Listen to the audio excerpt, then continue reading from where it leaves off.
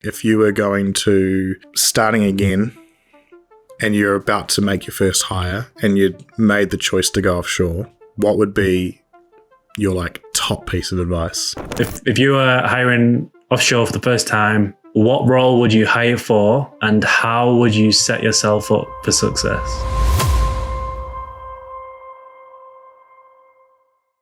Through these 5 years, we've built a pretty extensive pool of talent that we can talk to, tap on, you know, and people that we know are great candidates, but haven't found the right opportunity for them. So there's that. Or most agencies would go to market, you know, they'd go and start a typical recruitment kind of campaign. Both is a power, like if you do both, then that's great. Or if we do both, that's great. But we would probably sift through, what would you say, 300 to 400, maybe 500 applications per role that we get. Yeah, I'd say so. That's pretty much on the money. And when you're looking at 150 roles in the last 5 years, there's quite a few CVs that we've seen. Just a few. But yeah, obviously behind the scenes, in between us scheduling interviews, which kind of comes next from the collaboration call. Yeah, we're sifting through serious volume. Candidates are currently undergoing 3 levels of screening. 4 levels of screening with aptitude tests just thrown in for good measure. And fortunately, that isn't on us anymore. Used to be once upon a time. But we've got some real workhorses that kind of get through those volumes to find what we perceive to be usually the best 3 or 4 candidates for the role that you're looking to fill. And how long does that typically take? Maybe 30 to 40 days. To get to that point? Oh, sorry, let's tee the higher. 14 days. To tee up final interviews is what, maybe, between 10, 14 days, I would say. 10 working days, 14 normal days. Yeah, I mean, it's a pretty simple process in that sense. You know, we get the need from you guys. We understand the job role. We have our weightings. We go to market. We tap our talent pool. We give you guys 3 to 4 final candidates. It's as simple as that, really. That could all step into the role easily. Not just one Stella with a few sub-level candidates, 4 really, really strong candidates. And I think a sign of a successful talent attraction piece there is when clients struggle to select one person. Yeah. We have that happen quite a bit. And our advice is, well, if that's the case, just hire them both. We'll hire all 3. That's happened. What do we call that internally? We do a bit of a sing and a dance and call it like a high five, triple headshot or something like that. Something like that. Yeah. But what have you seen not work? Because obviously we know our process, but we've also been consumers of offshoring and it not be a great process, right? It'd be amiss of us not to say that there are some not great processes out there. And one of them I'll touch on was actually our first ever offshore hire. We're actually hiring someone through an agency and through that process we, went through discovery and figured out what type of role we needed. And it was very, very, very brief. And we were going to take this person on full time and all this kind of stuff. And the person that we hired didn't have half the skills that we needed. They told us he did. Didn't have half the skills that we needed. Wasn't full time for us. Was working kind of 2 roles. The agency had him working 2 full-time roles. And there was just no real collaboration around it. There was no hand holding. It was our first time. It was just like, oh yeah, here's a person and they'll do. Yeah, I mean, it wasn't ideal for us, was it? And I think, no matter what industry that you play in, you're always going to have companies that do the right thing and you're going to have companies that do their own thing. And we were just on the receiving end of, I don't really like to say this, but almost a profit over people mentality, and we weren't prioritized. The talent that was servicing us wasn't a priority either, but the profit that they produced was. Yeah. And I think that it did 2 things. We were a bit pissed about it. Yeah. A little bit pissed about it. Felt like we've been taken advantage of. We were just disappointed that we weren't getting what we were paying for. But then on the back end of it, that was kind of the spur to actually look at offshoring as a business and the questions of how can we do this properly so that other businesses don't get ripped off, so that they get what they pay for, so that we can be transparent, so that we can put people first. And I think, if we hadn't have gone through that environment, then we definitely wouldn't be able to offer what we offer now. I think it'd be a cool story talking about, the lengths we go to make sure we keep our promises to our clients, be that, you've got a fully dedicated staff member who only works for you. I can only remember that story earlier in the year where it came to light that we had a couple of staff members who were working 2 jobs, right? Yeah. In the industry, it's called moonlighting. So they work 1 job, usually both on the same shift, so you've got data security issues, you've got, computer being used for 2 different businesses. There's so many issues with it. And we could quite easily go to, push it to the side and not say anything. But we actually brought it up with a client and caused a right ruffle. But that's the lengths that we'll go to make sure that clients are getting the staff members full attention and not taking their work from home setup for granted, essentially, right? Yeah. Like it's important that talent recognizes the opportunity that they've got and that we can fulfill on our promises to our clients, even if it means losing a staff member and potentially a client sometimes if they've only got 1. Yeah, it's interesting, hey, because we, the last 12 months has been a bit of a rebuild, and it's quite a big call to make, I think, given the situation that we're in. But again, you just got to lead with your values. You've got to carry integrity. You've got to do the right thing. You have to be transparent, because if you're not, and then ultimately it comes out further down the line and it comes out that you knew about it, your whole reputation and 5 years of what you've been building is just on the line. Yeah, that was a bit rough. It was a bit rough. It's real rough. It'd be cool to, I think a good segue here is just some of the major successes we've seen for clients who have taken the leap and either hired 1 staff member or 10 staff members, and what their kind of life looks like now.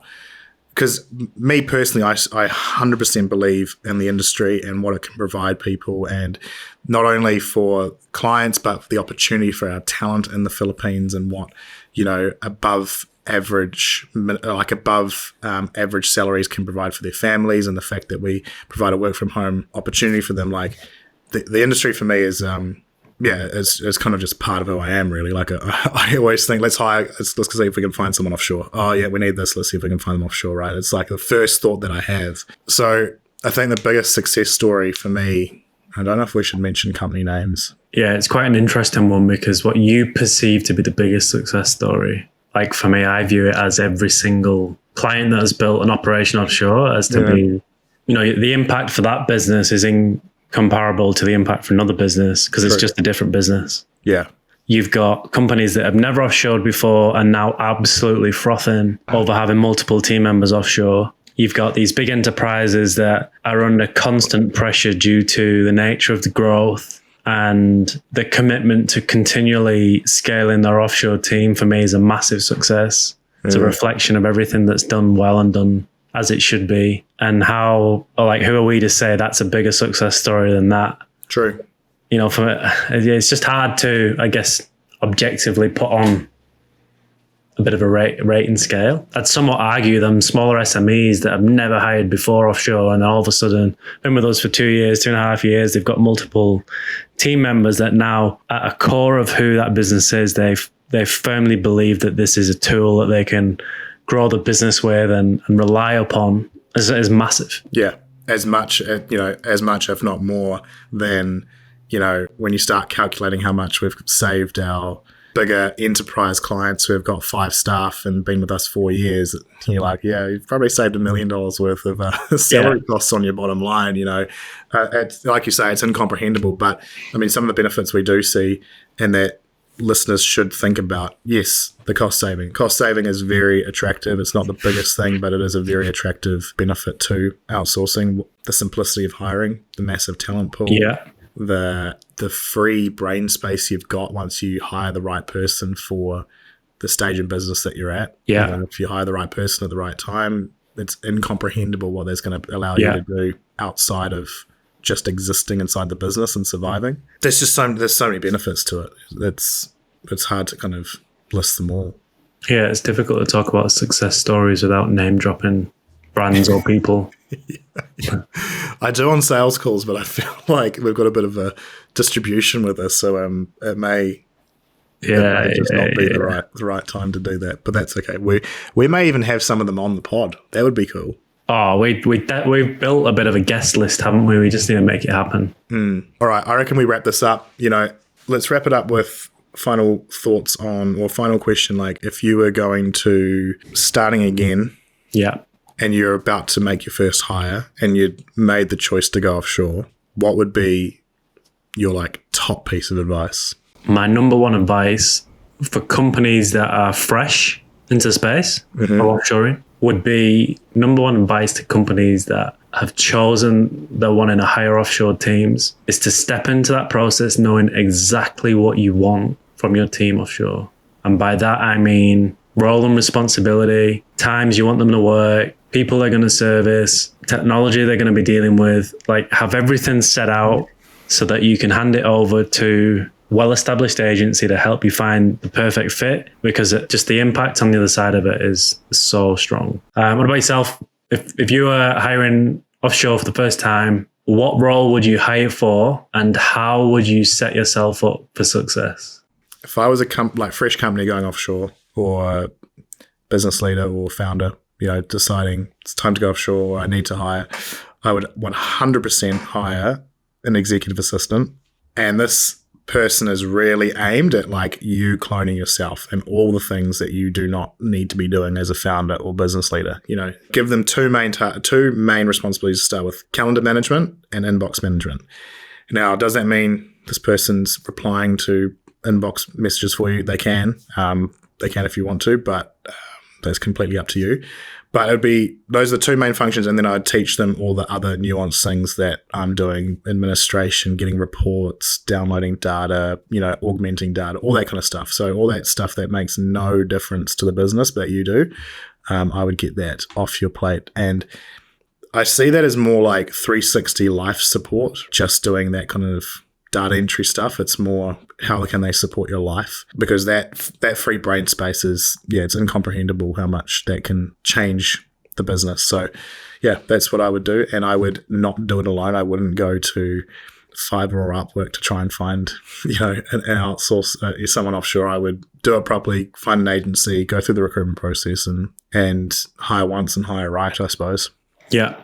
And then kind of hot take, what is your opinion of C-suites, founders that get on Zoom calls and don't turn the camera on?